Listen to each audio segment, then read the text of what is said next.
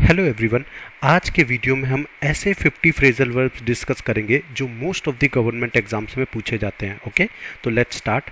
सबसे पहले तो फ्रेजल वर्ब जानते हैं कि फ्रेजल वर्ब होता क्या है। देखिए, ऐसे फ्रेजेस जिसमें वर्ब के साथ या तो प्रीपोजिशन या एडवर्ब यूज होता है उनको हम क्या बोलते हैं, फ्रेजल वर्ब बोलते हैं। ओके, जैसे एग्जांपल के तौर पे समझिए, यहाँ पे बैक क्या हो गया, वर्ब हो गया, अप क्या हो गया, एडवर्ब। तो बैकअप एक क्या हो गया, फ्रेजल वर्ब हो गया। ओके, इसी तरीके से अगर कैरी ऑन की बात करें तो कैरी हमारा वर्ब हो गया और ऑन हमारी प्रीपोजिशन, तो कैरी ऑन हमारा क्या हो गया, फ्रेजल वर्ब।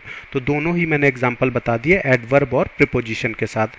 वर्ब के कॉम्बिनेशन को हम क्या बोलते हैं, फ्रेजल वर्ब। ठीक है, चलिए पहला फ्रेजल वर्ब देखते हैं, बैकअप। बैकअप का मतलब होता है सपोर्ट, यानी कि समर्थन करना। एक एग्जांपल सेंटेंस देखते हैं, I will back you up if you need help with the presentation. ठीक है, तो मैं तुम्हारी सहायता करूंगा जब तुम्हें प्रेजेंटेशन में चाहिए होगी। Okay, next is break down. Break down का मतलब होता है स्टॉप वर्किंग या खराब होना।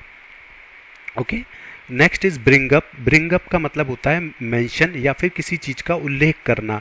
एक एग्जांपल देखते हैं, she brought up an interesting point in the meeting. ठीक है, कि उसने मीटिंग के दौरान एक बहुत ही इंटरेस्टिंग पॉइंट का उल्लेख किया या मेंशन किया। Next is call of. Call of का मतलब होता है कैंसिल या रद्द करना। उसके बाद कैरी ऑन। कैरी ऑन का मतलब होता है कंटिन्यू या जारी रखना। Okay, next is check out. Check out का मतलब होता है इन्वेस्टिगेट या जांच करना। उसके बाद कम अक्रॉस। कम अक्रॉस का मतलब होता है फाइंड बाई चांस या अचानक मिलना, जैसे कि I came across an old photo in the drawer. Okay, next is cut down. Cut down का मतलब होता है रिड्यूस या फिर कम करना। उसके बाद फिर देखते हैं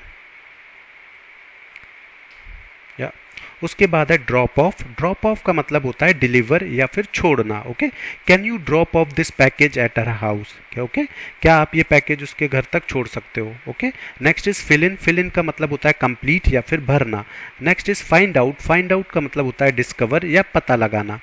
उसके बाद गिव अप। गिव अप का मतलब होता है क्विट या छोड़ देना। Go on. गो ऑन का मतलब होता है कंटिन्यू या फिर चलते रहना। Hang out. हैंग आउट का मतलब होता है स्पेंड टाइम या फिर समय बिताना।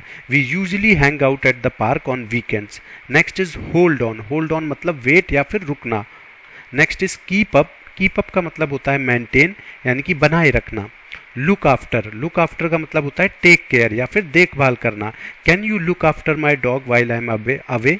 क्या तुम मेरे डॉग की देखभाल कर सकते हो जब मैं दूर हूँ या मैं अवे हूँ। Okay, next is makeup. Makeup का मतलब होता है इन्वेंट या फिर बनाना। चलिए आगे चलते हैं। Next is pass out. Pass out का मतलब होता है फेंट या बेहोश होना। She passed out from the heat. Okay, वो गर्मी के कारण बेहोश हो गई। Next is pickup. पिकअप का मतलब होता है कलेक्ट या उठाना। उसके बाद फिर पुट ऑफ। पुट ऑफ का मतलब होता है पोस्टपोन या फिर टालना। उसके बाद रन आउट। रन आउट का मतलब होता है एग्जॉस्ट या खत्म होना। We run out of milk this morning. उसके बाद सेटअप। सेटअप का मतलब होता है अरेंज या फिर स्थापित करना। They set up a new office in the city. उसके बाद शो ऑफ। शो ऑफ का मतलब होता है डिस्प्ले प्राउडली या फिर दिखावा करना।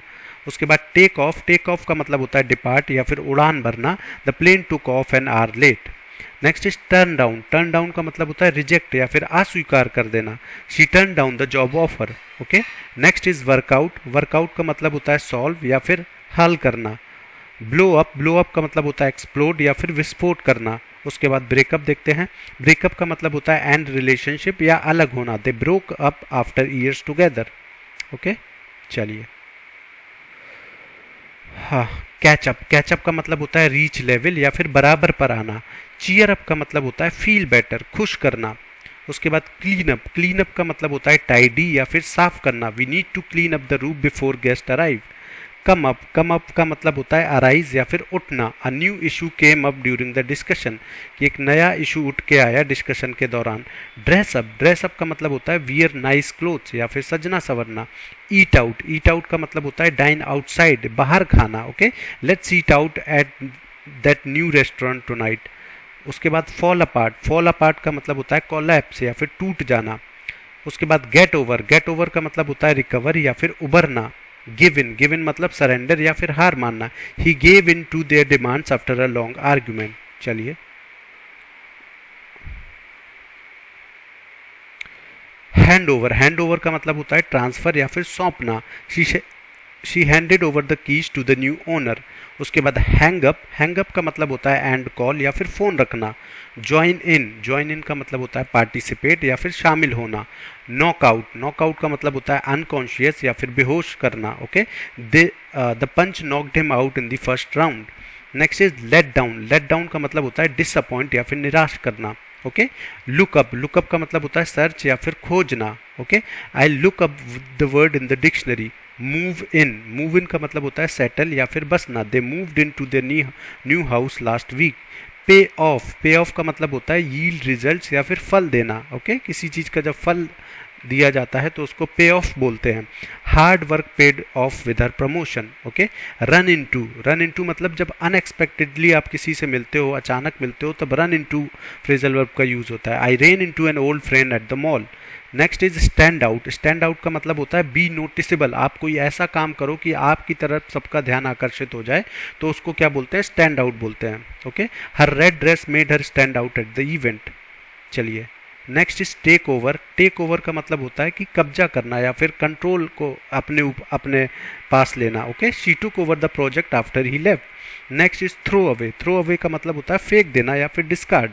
ओके, तो ये देखिए 50 फ्रेजल वर्ब मैंने डिस्कस कर दिए हैं, और इस तरीके के मैंने 4 बैच और डिज़ाइन करे हैं, तो टोटल 250 फ्रेजल वर्क आप अगर कर लेंगे तो आपको काफ़ी हेल्प मिलेगी गवर्नमेंट एग्ज़ाम में। तो पूरे फ्रेजल वर्ब के लिए आप ये डॉक्यूमेंट डाउनलोड कर लीजिएगा। मैं डिस्क्रिप्शन में और कमेंट सेक्शन में इसका लिंक प्रोवाइड कर दूंगा। Thank you.